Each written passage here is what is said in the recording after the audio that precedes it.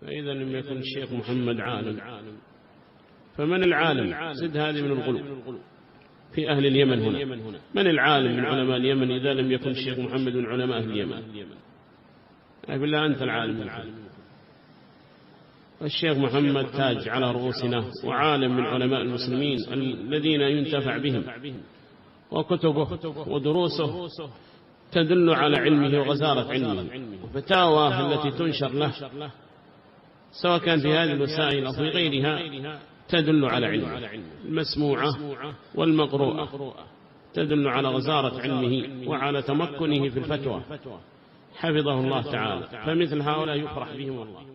قال: ما تعليقكم على ابن حزام في زيارة المعبر محمد الإمام؟ تعليقنا قد تقدم، وأن الرجل قد خذل، ومن كان فيه حياة سلفية من أصحابه الذين كانوا معنا وعلى الخير معنا سيستيقظ الآن وسيعرف أن الصبح بان لكل ذي عينين، وأن الرجل كان معه هذا المخطط الذي ينفذه الآن، أنه يريد أن يقرب أتباعه طلابه إلى هؤلاء، ولكنه ماكر ومخادع فقط ومغالط،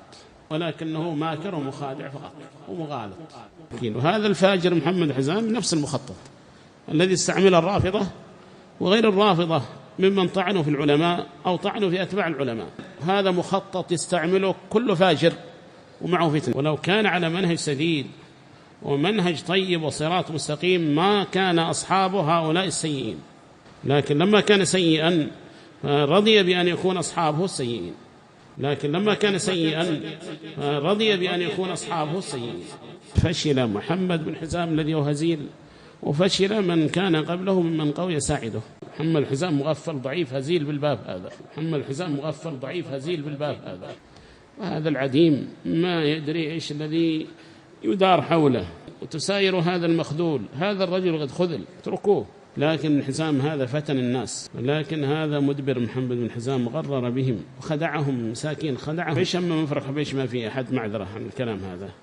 هو البرعي وحده من زمان ما أدري كم 10 ذبر ولا 20، ما بيضحي بهم، ما يقولهم ما معي شيء يا جماعة، إذا راحوا 10 ما بغي لي أحد.